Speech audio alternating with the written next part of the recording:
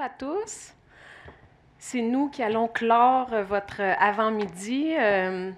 Une belle matinée où on parle d'innovation, on parle de l'avenir de la première ligne. Ici, quand on parle de l'avenir, on est vraiment là. On parle d'intelligence artificielle. Je vais vous présenter mon collègue Luc de Montigny. Si vous avez regardé attentivement votre programme, vous avez vu que Luc devait faire une présentation avec François Charpentier, le PDG d'Urgence Santé. Alors, vous comprendrez que je ne suis pas François Charpentier.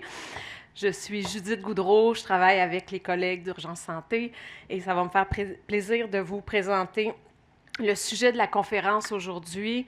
Donc, on va parler d'intelligence artificielle, mais dans la pratique des services médicaux d'urgence.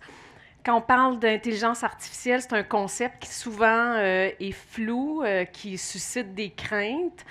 C'est assez récent comme concept, puis même que ça sort souvent d'un film de science-fiction. Hein? L'intelligence artificielle, est-ce que ça va prendre nos emplois? Qu'est-ce que ça ressemble à quoi dans nos vies, l'intelligence artificielle? On entend dans les médias que des robots font du service à la clientèle. Il y a toutes sortes de choses qu'on entend sur l'intelligence artificielle. Aujourd'hui, Luc va vous présenter l'importance de la donnée dans les données de soins. Qu'est-ce qu'on peut faire avec une donnée? Comment on peut améliorer l'efficacité de nos organisations par une gestion plus efficace en parlant des données. Donc, c'est toutes les craintes qu'on a. Je pense que Luc, aujourd'hui, va faire tomber ça, puis va surtout nous parler du grand potentiel de l'intelligence artificielle. Donc, je vous le présente. Luc de Montigny est conseiller en recherche à Urgence Santé. Donc, il co-dirige le pôle de recherche appliquée en para-hospitalier. Il gère les études collaboratives et développe les capacités de projet de l'organisation. Il est titulaire d'un doctorat de l'Université de Washington et a effectué un post-doctorat en épidémiologie à l'Université McGill, où il enseigne notamment. Donc, outre le projet Predict qu'il va vous présenter aujourd'hui, il collabore aussi et il est chercheur principal pour des projets de recherche, notamment là, avec l'Agence de santé publique du Canada, donc plusieurs projets là, à son actif. Donc, la présentation d'aujourd'hui, il va vous présenter deux pôles, des recherches présentement en cours, qui sont présentement en cours à Urgence Santé, qui utilisent tous les deux l'utilisation de l'apprentissage automatique pour améliorer la pratique des services médicaux d'urgence. Donc, l'un pour améliorer directement la prestation de soins aux patients et l'autre pour améliorer l'efficacité du système et le bien-être des intervenants de première ligne. Donc, je vous invite à l'écouter pour découvrir les possibilités infinies de l'intelligence artificielle, à tout le moins une utilisation très concrète pour notamment les centres d'urgence 911, notre centre de communication santé. Donc, vous allez voir, c'est passionnant tout ce qu'on peut faire avec une donnée de soins. Et, espérons-le, va faire en sorte d'augmenter notre confiance face à l'intelligence artificielle. Donc, je laisse présenter et ensuite, on reviendra là, pour une période de questions. Luc, la parole est à toi. Merci, Judith. Alors, merci beaucoup d'être là. La présentation, vraiment, ça va être en 3 blocs. Donc, premièrement, je vais présenter Urgence Santé, plus particulièrement, oui, prestation de soins, mais aussi en recherche. On va parler ensuite de 2 projets de recherche et de développement. Premièrement, le projet Predict, qui cherche à améliorer la prévision de risques chez nos patients, nous appelons 911. Et troisièmement, il va y avoir le projet Modus, qui tente d'améliorer la modulation des effectifs, surtout les paramédics chez nous. Alors, Urgence Santé, c'est qui? Là, je vois qu'il y a plusieurs uniformes dans la salle. C'est peut-être bien connu, mais pour les autres, Urgence Santé a plusieurs responsabilités. On doit planifier, organiser, coordonner et évaluer toute la chaîne préhospitalière. Donc, oui, paramédics, mais aussi premiers répondants. Plus concrètement, nous avons un CCS, un centre de communication santé. Je crois qu'on est toujours le seul service à avoir et le centre de communication santé et le service ambulancier. Donc, avec ces deux fonctions-là, finalement, il y a la prise d'appel au 911, donc triage primaire et secondaire. Il y a les appels interétablissements, c'est-à-dire entre les centres hospitaliers, mais aussi centres hospitaliers au domicile des patients. Il y a le soutien aux paramédics. Et bien sûr, il y a les paramédics. On a les soins primaires et les soins avancés, et on a plusieurs équipes spécialisées pour bien servir la population de Montréal et Laval. Et depuis seulement l'année passée, on a un mandat ministériel de faire de la recherche. Donc, pour faire ça sur un territoire de 744 km², population la nuit de 2,5 millions, le jour c'est plus, ça fait presque 400 000 appels par année, presque 270 000 contacts patients par année pour 230 nanotypiques 1000 transports par année, et on transporte à 18 centres receveurs. Pour faire ça, on a à peu près plus de 1000 paramédics actifs, plus de 100, je pense maintenant 120 répartiteurs médicaux d'urgence, donc ceux qui répondent au téléphone et qui sont responsables de la répartition de nos ressources, et 2 chercheurs.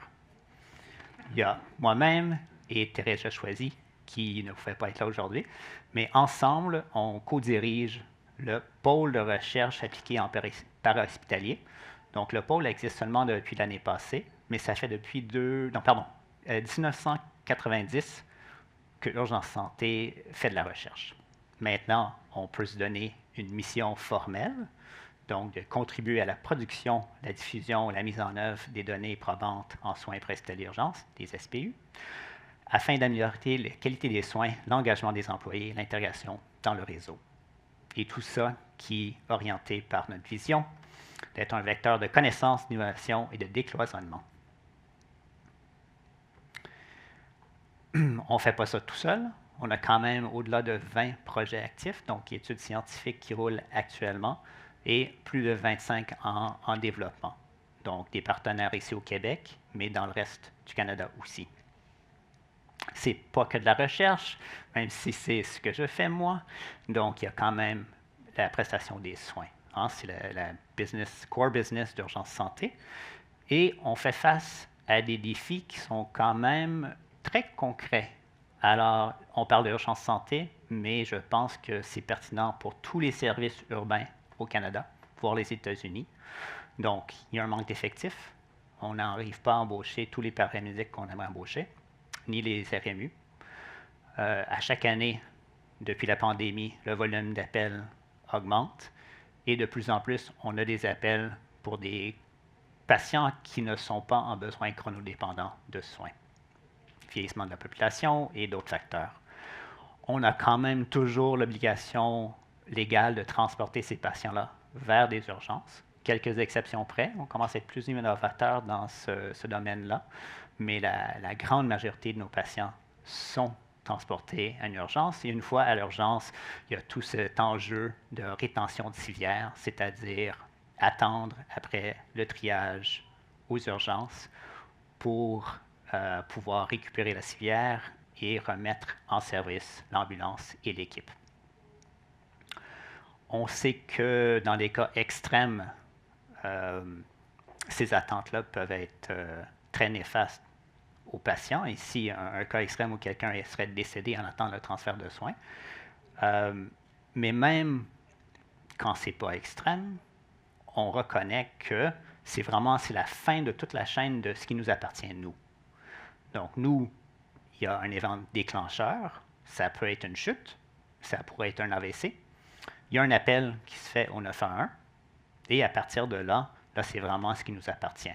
Donc, selon la priorité de l'appel, il va y avoir des premiers répondants. À Montréal, Laval, c'est les pompiers, surtout. Ensuite, nécessairement, on envoie une ambulance avec des soins primaires, peut-être des soins avancés. si c'est un cas plus spécialisé. Ensuite, intervention, c'est-à-dire des soins sur place, et transport vers l'hôpital. Tout ça, pour nous, commence avec l'appel 911. Et donc, c'est là vraiment que pour le deuxième bloc de la présentation, on va vraiment mettre l'emphase sur la prise d'appel. Pourquoi c'est important de bien faire la prise d'appel? Donc, la priorité qui est attribuée à un appel aura une incidence sur le type de réponse. Donc, est-ce qu'on envoie sirène et gyrophare? Est-ce qu'on envoie seulement une ambulance, mais aussi des pompiers? Et aussi, l'ordre dans lequel on va répondre à l'appel. Fut un temps, on me dit, c'est avant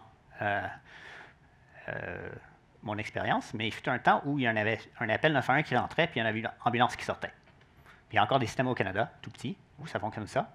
Mais chez nous, il y a quand même une attente. Donc, il y a une file d'attente pour recevoir une réponse. Et il peut y avoir une différence entre être le premier qui attend une ambulance et être le 10e. Ça a donc un impact sur les temps de réponse. Intuitivement, on sait que c'est un sous-triage. Donc, le patient a besoin de soins chronodépendants, mais on ne comprend pas la prise d'appel que c'est urgent, mais nécessairement, il peut y avoir un préjudice au patient. On n'envoie pas la ressource disponible la plus vite. Par contre, ce qui est peut-être un peu moins intuitif, c'est qu'il y a le côté de surtriage. Donc, si tout le monde est une priorité élevée, personne n'est une priorité élevée, ce que ça fait, c'est que pour la personne qui vraiment a besoin de soins chronodépendants, on va maintenant faire compétition avec plusieurs autres personnes qui, eux, pourraient attendre plus longtemps. Ça a un impact... j'allais trop vite. Est-ce que je pourrais savoir, juste main levée, qui aurait appelé le 911 pour une urgence médicale? Quand même. Qui a déjà appelé? Oui. Donc là, vous êtes en bonne compagnie. Par année, il y a à peu près un Montréalais Lavallois qui appelle le 911 par année. En fait, un peu plus que 10% de la population. Pour les autres, je vais vous donner très vite comment ça se passe. Donc, il y a un humain, ce n'est pas des robots, c'est un humain qui répond au téléphone, qui va prendre l'appel, il va demander « Dites-moi exactement ce qui s'est passé ». À partir de là, on embarque, il y a un logiciel qui s'appelle le ProQA. Donc, c'est le déploiement du Medical Priority Dispatch System, le MPDS, qui est une arbre décisionnelle. On pose des questions et pour chaque réponse, il va y avoir une question qui suit jusqu'à temps qu'on arrive à, et je m'excuse pour l'anglais, je regarde dans tout l'Internet, puis pas possible de trouver le français. Alors ici, on a des réponses aux questions et ça, en bout de ligne, donne, vous connaissez peut-être les codes, donc un 10 delta 5, donc douleur thoracique, priorité assez élevée, et avec antécédent cardiaque. Au Québec, comme dans d'autres provinces, on va prendre ce code-là, le code Claussen, peut-être, vous connaissez, et on va le convertir en priorité provinciale. Pour nous, c'est une P1, c'est-à-dire une priorité 1, et on envoie donc ambulance et le service d'incendie avec sirène et gyrophare. La différence entre envoyer en priorité élevée et priorité faible peut être énorme. Donc là, on a des temps de réponse, ça c'est paramédical. On est un peu plus vite, les premiers répondants arrivent à peu près dans 8 minutes, mais eux ne peuvent pas se transporter, ils sont plus restreints dans leur champ de pratique. Alors, chez nous, un paramédic sur place pour une P0 ou une P1, c'est-à-dire un appel urgent, c'est à peu près 11 minutes. La différence entre une P7 est de 2 heures de différence. Donc là, vous pouvez comprendre qu'est-ce que ça peut faire aux patients d'attendre.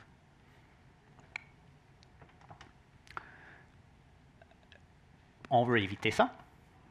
De là, le projet PREDICT. Donc, projet PREDICT, c'est Pre-Hospital Risk Estimation During Initial Call Taking. La phase 1 est complétée. L'année passée, c'était Urgence Santé qui a mené une équipe en fait, on était 4 partenaires.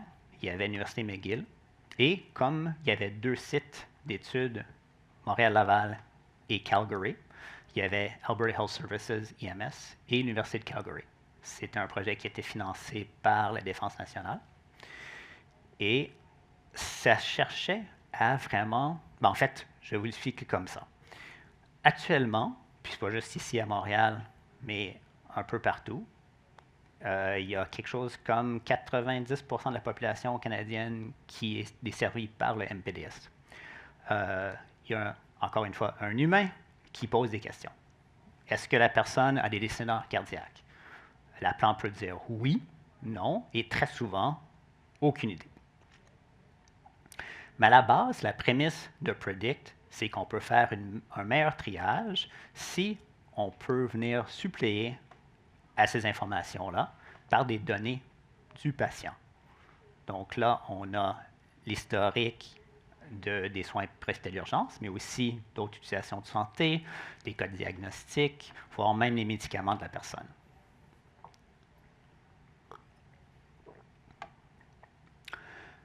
Avec plus d'informations, on peut faire une meilleure prévision de risque. À la base, c'est ça. Donc, d'où viennent ces données-là? En prix hospitalier, il y a vraiment deux sources. Pour les données opérationnelles, ça vient de notre système de répartition. Il y a tout la chronologie de l'appel, mais aussi la réponse. Pour le clinique, par contre, là, on est dans les rapports d'intervention préhospitalière.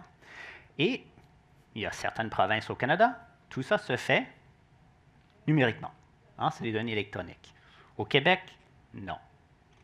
Au Québec, avec les fax, on a le AS 803. Donc, c'est un formulaire 11 par 17 où les paramédics, après l'appel, c'est-à-dire une fois que le patient est transféré à l'infirmière de triage, vont venir documenter la condition du patient, mais aussi ce qui a été les soins apportés. C'est hyper utile pour la recherche. Mais la façon que c'est géré, c'est pas hyper high-tech. On produit à peu près 250 000 formulaires par année à Urgence Santé. Ces formulaires sont numérisés et ça donne ça. Donc, c'est très accessible pour un humain, mais quand tu en as 1 million aux 4 ans, c'est moins évident. Alors, première application de IA à Urgence Santé, c'était d'aller chercher les interventions et les signes vitaux. Ça s'est fait en collaboration avec une équipe à McGill qui ont développé un système de lecture automatisée, Computer Vision, ou vision par ordinateur, où ils ont utilisé là je vais le lire, Convolutional Recurrent Neural Network, pour trancher, traiter, extraire des informations. Donc, pour aller chercher de sortir des données d'une image. En sommaire, c'était un grand succès. C'est hyper précis. Donc, pour les cases à cocher, on est à 9,999. Pour ce qui est écrit, donc manuscrit, on est autour de 98-99% de performance. Ce qui se compare à un humain est entre 85% et 90% de précision. Donc, on est au-delà de l'humain, c'est moins cher et c'est plus vite. Et ça a permis la recherche. Alors, ce que ça nous a donné, c'est les données de SPU, donc ce qui nous appartient entre l'événement déclencheur et le transfert de soins. Mais ce qu'on a besoin, en fait, c'est toute la chaîne. Et là, on parle ici des données clinico-administratives qui vont aller rajouter à ce qui nous appartient les comorbidités du patient, du soin de santé, je l'ai déjà dit, mais aussi de l'autre côté, donc après le transfert de soins, nous, notre patient, il n'existe plus à l'urgence. Mais c'est certain que cette personne-là va continuer, on espère, une évolution fructueuse, mais ça peut être autre chose aussi. Donc, on voulait savoir qu'est-ce qui arrivait à nos patients. C'était quoi les issues, les outcomes. Pour le faire, on devait assembler des données de, urgence santé, oui, pour les soins préhospitaliers d'urgence, mais d'aller chercher les soins hospitaliers du M3S, les soins extra-hospitaliers, ainsi que les médicaments, et ultimement les décès aussi. On est allé les chercher à la RAMQ.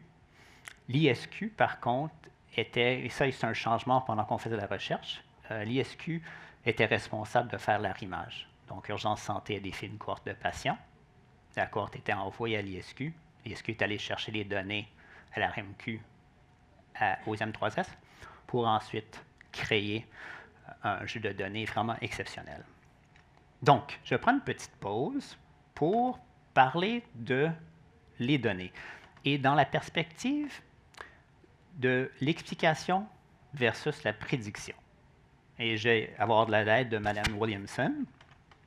Si vous avez déjà fait des statistiques, vous avez sûrement été plus formé, si vous êtes aussi vieux que moi, formé dans la philosophie d'expliquer quelque chose. C'est quoi le lien causal entre A et B? Là, ici, Mme Williamson est inquiète parce qu'elle est enceinte et il y a de construction près de chez elle, puis elle s'inquiète que les bruits vont venir endommager son fœtus. Par contre, ce qu'on voit aussi, c'est que Madame fume. Donc, en épidémiologie classique, on dirait que fumer, c'est tellement important que le reste, on s'en fout.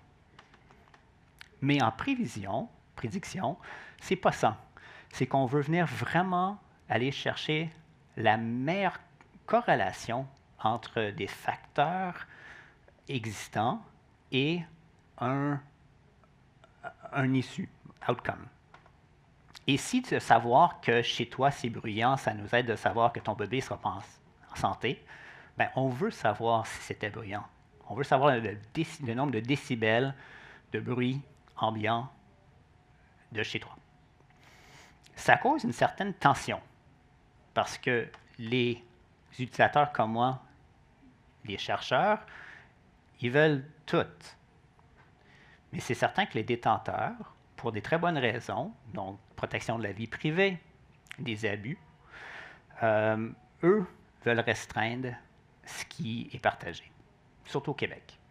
Donc, il y a une certaine négociation qui se fait, on est plus modeste dans ce qui est demandé, et ultimement, on a eu pas mal ce qu'on voulait, pas tout. Ce que ça a permis de faire, puis là, je présente les deux cohortes, et c'est peut-être un peu petit. Donc, Urgence Santé, pour la période 2015 à 2019, on a fait au début 1,2 million d'appels 911 pour des patients uniques. On a dû ensuite éliminer certains cas pour plein de raisons, entre autres, et en fait, c'était l'exclusion la plus importante, c'était la grève en 2017, où les paramédics ont eu droit de ne pas compléter les RIP de façon complète, et on a perdu des données. En bout de ligne, par contre, on avait quand même plus de 600 000 contacts patients. En Alberta, on avait presque 300 000, donc on frôlait le million de contacts patients. C'est exceptionnel. Ça nous a permis de faire plein de belles choses. La première chose qu'on a fait, c'était d'évaluer la pratique actuelle. Personne ne l'avait fait au Canada. On voulait savoir quelle était la précision de notre prise d'appel. On avait accès, comme on avait les données post-transfert de soins, on pouvait avoir toute une gamme, un spectre d'issues patients. Donc ici, on part de ce qui est le plus proximal de l'appel 911, c'est-à-dire l'état du patient, selon les signes vitaux qui étaient documentés par les paramédics, les interventions qui ont été prodiguées par les paramédics, le mode de transport comme indicateur d'instabilité du patient. Une fois à l'hôpital, est-ce que le patient a été admis aux soins intensifs et est-ce que le patient ou la patiente a survécu à son congé? Et toujours oui, non. Alors, avec ces issues patients-là, on a pu prédire, ou voir, comment prédisait le MPDS. D'abord, petite parenthèse avant de vous présenter le punch, il faut savoir que les bad outcomes, les issues qu'on tente d'éviter, la mortalité et la morbidité, sont quand même rares. Donc, c'est une très bonne nouvelle pour nos patients. Par contre, c'est moins bien pour le système. On gère beaucoup d'appels non chronodépendants. Et aussi, ça devient très difficile de bien prédire ces événements-là, parce que là, on est à 1, 2, 3 pourcentage de prévalence. 15 pour les transports, mais c'est un peu une exception. Prédire quelque chose de rare est beaucoup plus difficile que de prédire quelque chose de commun. Tout ça pour dire que le travail du MPDS est pas évident. Le triage d'appels se fait vite, en moyenne moins de 2 minutes. Se fait de façon très fiable. On a les mêmes résultats généralement. Et peut se faire même si la personne ne parle pas très bien le français, l'anglais, que la personne est émotive. Mais est-ce qu'elle se fait précisément? C'était la question. Donc là, je vous présente les résultats en forme de R sous la courbe de fonction d'efficacité du récepteur, en anglais OROC. Donc, c'est une statistique qui va de 0,5 pile ou face. Donc, on devine carrément est-ce que la personne était en besoin de chronodépendant de soins ou non, jusqu'à 1. 1, ça veut dire que quand on disait oui, c'était oui tout le temps, puis quand on disait non, on avait toujours raison. Alors, ici, je présente pour Montréal en bleu, pour Calgary en rouge. On dit qu'en bas de 0,6, c'est n'importe quoi. Entre 0,6 et 0,7, on est vraiment une performance médiocre. Et on commence à avoir quelque chose de respectable en haut de 0,7. En haut de 0,8, on est très excité. En haut de 0,9, ça ne soit à peu près pas. Donc, on peut voir, somme toute, que le MPDS n'est pas très précis. Qu'est-ce que ça veut dire pour le patient? Bien, ça veut dire que, puis là, je ne lirai pas tout, vous pouvez les regarder, mais si on prend pour urgence santé, et c'était très semblable pour Calgary, mais si on prend 1000 appels qui ont été répondus en P0, P1, priorité élevée, il y avait 957 patients à l'heure de l'arrivée des paramédics qui avaient des signes vitaux tout à fait acceptables. Donc, pas d'indication d'instabilité dans ces patients. Par contre, l'envers de la médaille, c'est que pour 1000 appels qui étaient envoyés en priorité faible, c'est-à-dire P3, P4, P7 pour ceux qui sont dans la business, il y en avait 218 de ces patients-là qui avaient des signes vitaux qui faisaient peur aux paramédics. Donc, ça se traduit un taux de surtriage à peu près 95 et un taux de surtriage qui est entre 20 et 25 je dois quand même être franc et honnête. Pour le sous-triage, c'est certain qu'elle est surévaluée. Parce qu'on l'a vu, ça peut prendre 2 heures avant que le paramédic arrive au chevet du patient. Et peut-être que le patient, certains de ces patients ont décompensé. Donc, quand ils appelaient le 911, tout allait bien. Puis le temps que le paramédic arrive, ça n'allait plus. Ça, on ne peut pas l'estimer. Alors, performance qui n'est pas hyper bon. Est-ce qu'il y a moyen de l'améliorer?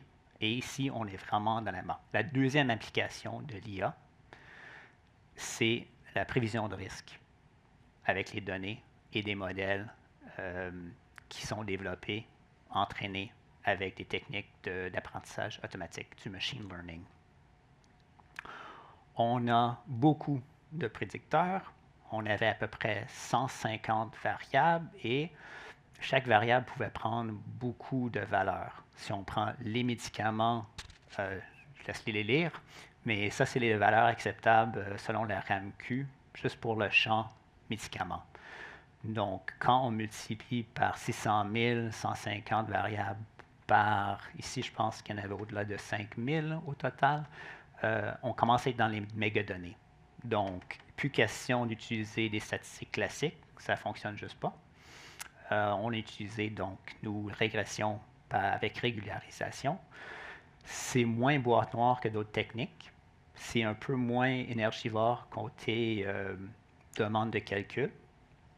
Et ça permet quand même une certaine automatisation. J'en dirai pas plus parce que c'est pas moi qui l'ai fait. Alors, qu'est-ce que ça fait? C'est toujours les mêmes statistiques. Ça s'interprète toujours pareil. Les chiffres bleus, c'est celle que vous venez de voir. Les chiffres en jaune-orange, c'est la performance des données, c'est-à-dire la modélisation par IA avec les données. Ce que ça représente, donc si on prend ici l'état du patient sur les lieux, une amélioration de 10 bien, ça se traduit dans une réduction de surtriage de 26 ce que pour Urgence Santé, dans une année, on pourrait réduire de plus de 52 000 appels sirènes gyrophares non nécessaires. Je mets en phase sur le surtriage parce que le système est quand même très conservateur et les vrais gains opérationnels, c'est certain que le patient le voit peut-être un peu différemment, mais les vrais gains sont plus dans le surtriage que dans le sous-triage. Alors, je vais terminer avec Predict, juste en vous présentant très vite la deuxième phase, qui vient juste de débuter, encore grâce à la générosité de la Défense nationale. C'est un projet plus ambitieux, donc plus de partenaires. C'est toujours Urgence Santé qui est responsable, mais ici, on va aller prendre les modèles de prévision de risque qu'on a développés dans la première phase pour venir construire, créer un prototype de système de prévision de risque qui va être déployé dans notre CCS. D'abord, ça va être offert aux infirmières qui font le triage secondaire. Ils ont plus de temps avec l'appelant, le patient. Ils ont un champ de pratique finalement clinique. Ils sont plus habitués à utiliser ces outils-là. Ça reste un outil pour eux, un outil d'aide à la décision. On ne tente pas de remplacer les infirmières. Si ça va bien en triage secondaire, on va ensuite aller au triage primaire avec les répartiteurs médicaux d'urgence pour qu'eux aussi puissent bénéficier de cette prévision de risque qui va venir ajuster les priorités qui ont été attribuées par le MPDS. Je passe au dernier bloc de la présentation. Puis là, on est dans un autre projet, toujours avec l'IA, mais on n'est plus dans le clinique, on est vraiment plus dans l'efficacité opérationnelle. Donc, modélisation de l'offre et de la demande d'urgence santé, projet Modus. On a vraiment plus mis l'emphase sur la prise d'appel, le volume d'appel, le transport, les temps d'attente. Pour Modus, l'emphase est sur la pénurie de main-d'œuvre. Donc, on sait, ça c'est assez récent. On parle ici d'urgence santé, mais le reste de la province est dans la même situation. Il manque de paramédics. On met pas assez d'ambulances sur la route. Là, ça, c'est un peu vieux comme tableau de bord, mais j'ai quand même la permission de vous partager ça. Ça, ici, on parle d'absentéisme. Quand on voit des chiffres rouges, c'est pas bon signe. Et en bas, on peut voir on dépasse une situation majeure pour diriger vers certaines journées, une situation critique où il n'y a juste pas assez d'ambulances sur la route. Donc, il y a deux problèmes. L'absentéisme, oui, mais à la base, c'est qu'il manque des effectifs. Donc, on doit gérer ça. Et là, je ne sais pas si j'ose montrer ça avec M. Dubé qui était là ce matin, mais on est limité dans les solutions qu'on peut apporter. Oui, on peut aller embaucher les paramédics qu'on devrait avoir, qu'on n'a pas, mais il n'y aura pas d'ajout d'effectifs. Ce qu'on ne veut surtout pas, c'est qu'un manque d'effectifs se traduit dans des temps-réponse inacceptables. Donc, on maintient toujours les temps-réponse pour les priorités les plus élevées, mais c'est les priorités plus faibles qui ont maintenant des temps d'attente qui sont impossibles. Vous avez sûrement vu les manchettes. La petite madame qui est dans la cuisine pendant 8 heures pour une ambulance, pas acceptable, même si elle n'est pas en danger de mort. Cette responsabilité de maintenir le niveau de service tombe sur les épaules, surtout chez nous, des commandants. Donc, Urgence Santé a un centre de gestion des opérations, le CGO. Ce n'est pas unique au Canada, mais presque. On était le premier au Québec à en avoir un. Et ce que, entre autres, ça sert à faire, c'est de maintenir des niveaux de service. Donc, les commandants, des humains, sont informés de la situation actuelle. Ils ont accès à l'information en moment présent. Ils ont certaines petites prévisions, donc la météo, par exemple. Ils vont avoir des événements planifiés. On a un calendrier de ça. Mais sinon, c'est eux, basés sur leurs intuitions, leurs expériences et leur expertise, ils doivent prendre des décisions vraiment difficiles. Donc, est-ce qu'on force du temps supplémentaire à des équipes en fin de quart parce qu'il manque d'ambulance? Est-ce qu'on dit aux paramédics, oui, normalement, vous avez 1 heure pour manger, mais aujourd'hui, c'est une demi-heure? Il n'y a pas énormément de leviers, et tous les leviers qu'ils ont pour tenter de remonter les ressources ont des coûts, soit des coûts monétaires, mais vraiment plus des coûts humains. Ils le font bien, mais on pense que, munis d'un système basé sur l'IA, ils pourraient le faire mieux et avec une charge cognitive beaucoup moins grande. Donc là, on demande à un humain de synthétiser des informations complexes, de prendre des décisions où il faut faire des échanges entre plusieurs coûts-bénéfices et pas dans le moment présent, mais pour éviter quelque chose dans le futur. Donc, quand on parle de ces trois aspects-là, l'IA devient très puissant. On a eu la bonne chance, on avait déjà un projet embryonnaire et l'année passée, Scale AI, qui est un hypergrappe en solution basée sur l'IA, qui a surtout financé des projets en chaîne de logistique dans le privé. Depuis juste quelques années, c'est lancé en santé. On a fait partie du deuxième concours pour aller chercher un financement de développement. Et ce que ça nous a permis de faire, c'était une proposition fructueuse. On a pu s'associer avec une firme ici à Montréal, Érudit, qui se connaissent en IA. Alors, ils ont développé des produits, surtout en ressources humaines. Eux aussi s'embarquent dans la santé, et donc on est partenaire avec toujours des chercheurs à McGill comme consultants pour développer une solution qui, en fait, c'est un outil à l'aide à la décision où on va prendre des données, on va prendre des prévisions. Je ne vous demande pas de tout lire ça. L'important, c'est les boîtes où il y a du texte jaune-orange. Ça, c'est les deux engins d'IA. Le premier, c'est le prévisionnel, donc la prédiction. On va tenter à 3 horizons temps de prédire le niveau de service. Et quand le niveau de service est inacceptable, la prévision est inacceptable, on va venir ensuite, avec un optimiseur, proposer les actions à prendre.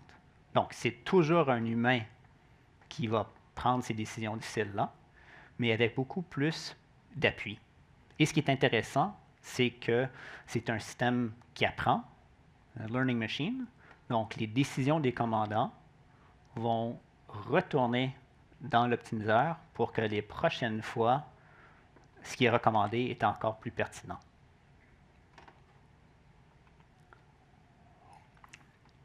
On vient juste de commencer.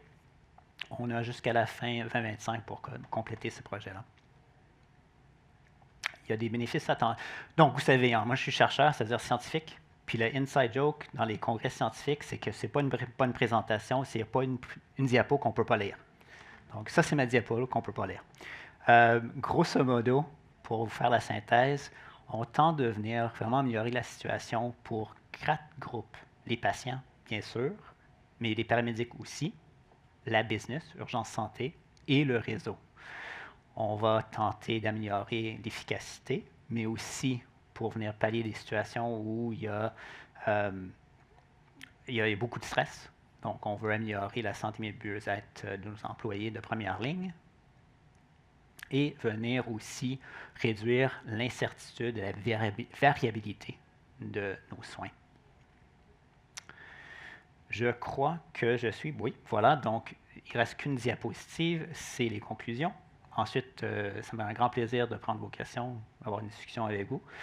Donc, en conclusion, ce qu'on a tenté de vous présenter aujourd'hui, c'était vous convaincre qu'avec les bonnes données et les bonnes techniques analytiques, on pouvait vraiment améliorer les soins et le service à la population. Nous, on fait ça sur 3 axes, où on a fait l'application d'IA sur 3 axes. Donc, donc, quelque chose de très concret, la saisie de données. Ensuite, pour la prévision de risque. Encore une fois, sur 2 axes, donc prédire le risque clinique de nos appelants au 911, mais aussi de prédire les bris de service ou le niveau de service pour ensuite permettre l'optimisation de la modulation de nos ressources.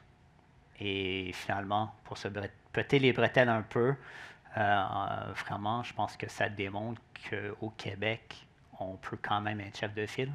On peut développer des projets et voir à terme des projets qui sont vraiment très ambitieux. on est fiers que ça se passe sur Urgence Santé, mais on sait qu'on n'est pas les seuls.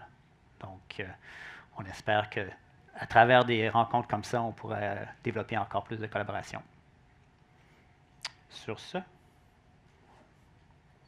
j'ai fini par là.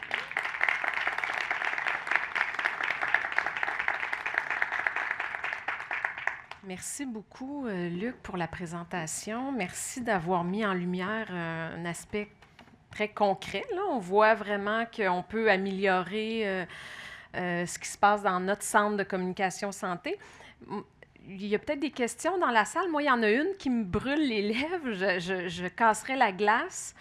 Parce que là, on parle de données, de ce qu'on fait avec les données qu'on a. Là, on a vu des formulaires électroniques. Là, on a vu en gros plan un fax puis une pile de papier. Maintenant que les formulaires, notamment un qui est devenu électronique, c'est quoi ta confiance? Parce que dans le fond, tu prends ces données brutes-là. Quelle est ta confiance sur ces données-là? Donc, on les prend. Est-ce qu'il y a une marge d'erreur? Est-ce que Toujours. la fiabilité de cette donnée-là là, qui vient de la personne qui répond à son rapport d'intervention préhospitalière? Les données parfaites n'existent pas. C'est tragique, mais c'est la vérité. On ne cherche pas la perfection. Puis dès qu'il y a une fiabilité, une précision adéquate, on peut faire de la recherche qui est très intéressante. Donc, de remplacer le manuscrit, le papier, par une entrée, une saisie directement numérique, ça enlève au moins 2 couches d'erreur. Donc, écoute, si on demande au patient, est-ce que vous consommez? Et le patient dit non, bien là, c'est pas le formulaire qui va corriger ça, c'est pas le paramédic non plus. On a eu des fausses informations. Mais à la base, si les informations sont bonnes, avec la numérisation de tout ce qui est la documentation et le traitement, c'est certain que les données vont être meilleures aussi. Merci. Est-ce qu'il y a d'autres questions? Oui. Ici? Monsieur?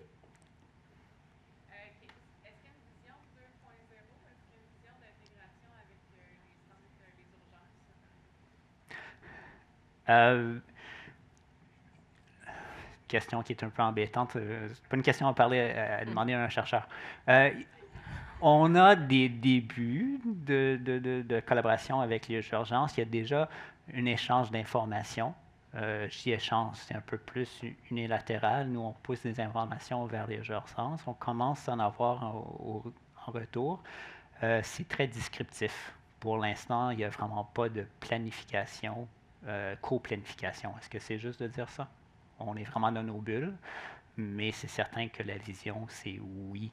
Que nous, par exemple, si on est en moyen d'action de prévention, donc en bris de service, qu'on pourrait avoir l'appui des CH, ce qui n'est pas, c'est pas le cas maintenant.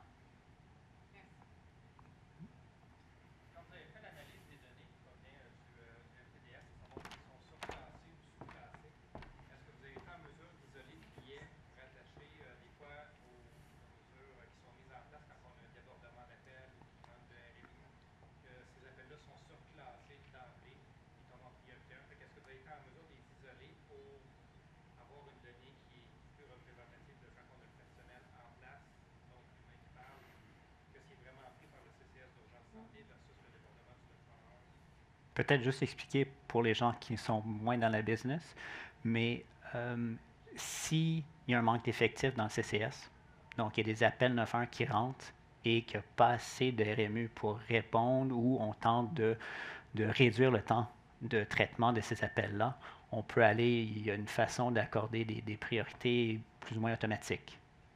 Puis tout le monde devient une priorité élevée, à peu près.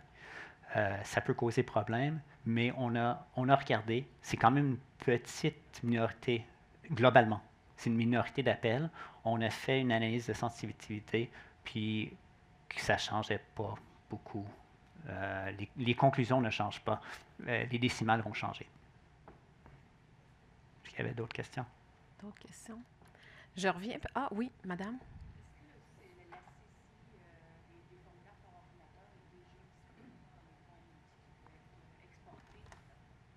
Pouvez-vous répéter? Excusez-moi. Est-ce que la saisie par ordinateur des formulaires écrits, la lecture, est-ce que c'est déjà un outil qui peut être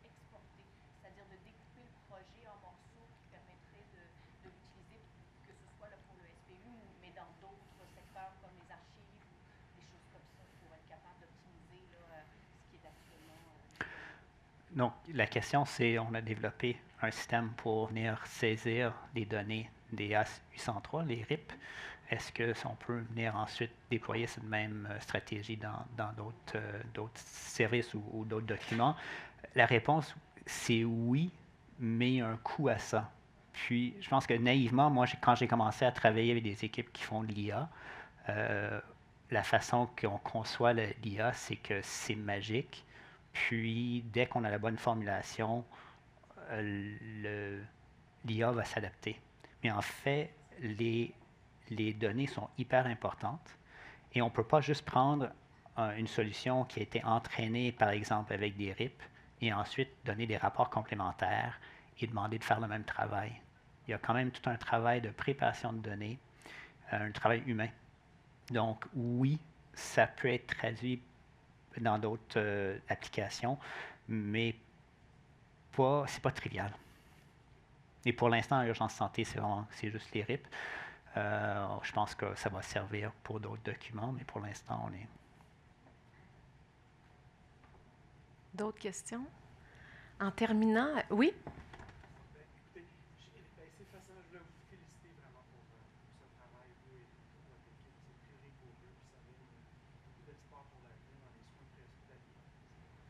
Par rapport à la ruralité, la médecine préhospitalière rurale, comme vous savez sûrement, c'est un sérieux problème avec les petits hôpitaux, des régions qui ferment à travers le Canada ou qui limitent leurs heures. La pression est vraiment sur vous pour les transferts interétablissements dans un contexte de pénurie vraiment plus grave qu'à Montréal et à Laval. Est-ce que vous pensez que ce que vous allez faire va pouvoir être utilisé dans les régions rurales pour vraiment être capable de démontrer l'impact de fermeture de ces petits hôpitaux-là, les conséquences sur toute la chaîne des soins, la sécurité des prisons en région?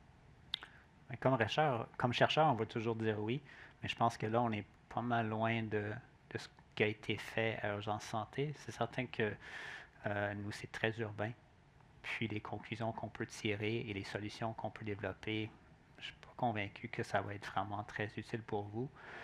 L'approche, par contre, là, on pourrait réutiliser les mêmes outils, mais je ne sais pas ce que ça va donner.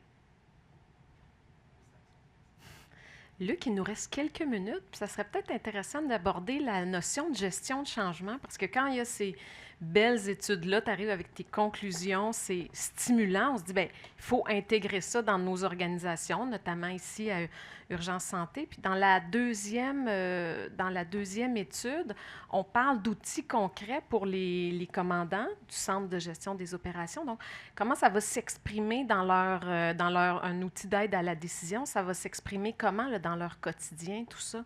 L'intelligence artificielle, un nouveau logiciel à apprendre ou comment l'utiliser concrètement?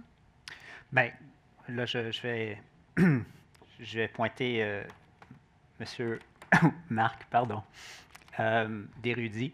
Donc, on a la chance de travailler avec une boîte qui a pas mal d'expérience et qui vraiment a pu travailler avec nous pour la gestion de changement. Et à place d'imposer une solution, ils sont venus dire que faites-vous, puis comment nous on peut s'arrimer. Alors les commandants, eux, ont déjà des tableaux de bord. Ils ont plein d'outils, mais surtout des tableaux de bord.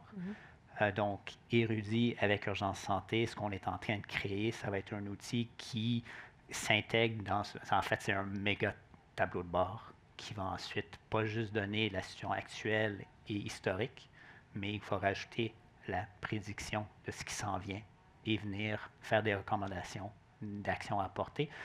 Ce n'est pas la question que tu as posée, mais je vais prendre l'occasion de dire pour le projet de Modus, je pense que le changement va être mineur. Mais pour Predict 2, là, quand on est dans le projet pilote de prévision de risque, on parle de. Les commandants, il y en a 6. Ils sont soutenus par encore à peu près une demi-douzaine de conseillers. Donc, c'est un petit groupe qui travaille super fort. Mais quand on parle de la prise d'appel, on est au-delà de 120 répartiteurs médicaux d'urgence. Et là, on va venir vraiment plus bousculer ce qu'ils font. Donc, la gestion de changement est plus important dans Predict 2 que dans Modus.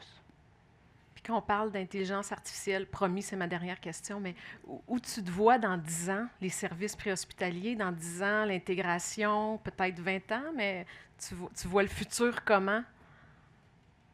Mais je pense que ce qu'on voit, puis ça va être une continuité de ça, c'est que, à un moment donné, il fut un temps où il y avait un appel 911 qui rentrait, il y avait une ambulance qui partait avec sirène gyrophare, on prenait le patient, on le mettait à sa civière, on le shippait à l'urgence, puis on avait fini. Puis là, de savoir qu'on a à peu près quoi, une demi-douzaine d'équipes spécialisées, on a des soins avancés, des soins primaires, le champ de pratique s'élargit, on commence à vraiment innover dans la paramédecine communautaire. Je pense que l'offre de services en SPU, puis je ne sais même pas si ça va porter le nom des SPU dans 5 ans, 10 ans, mais l'offre de services devient de plus en plus diversifiée pour vraiment aller rejoindre le patient, le besoin du patient. C'est pas vrai que c'est toujours une ambulance avec une civière, puis un transport à l'urgence qui va servir. Et je pense que, comme ça devient plus nuancé, plus complexe, ben c'est certain que l'humain peut bénéficier d'outils qui sont plus nuancés, plus complexes aussi. Merci beaucoup. C'est tellement. Bien là, on voit là, la pertinence d'un pôle de recherche dans une organisation préhospitalière. Merci beaucoup, Luc. Merci à ton équipe. Tu disais 2 chercheurs, mais c'est quand même beaucoup de collaborateurs, là, ce pôle de recherche là, à Urgence Santé. Là, on voit l'importance pour même la santé mentale de nos gens. Donc, ben, bravo. Merci beaucoup. Merci pour votre participation. Puis là, je pense que c'est l'heure du dîner dans la salle de kiosque. Voilà, la salle des exposants. Merci, Tamara. Merci. Bonne continuation.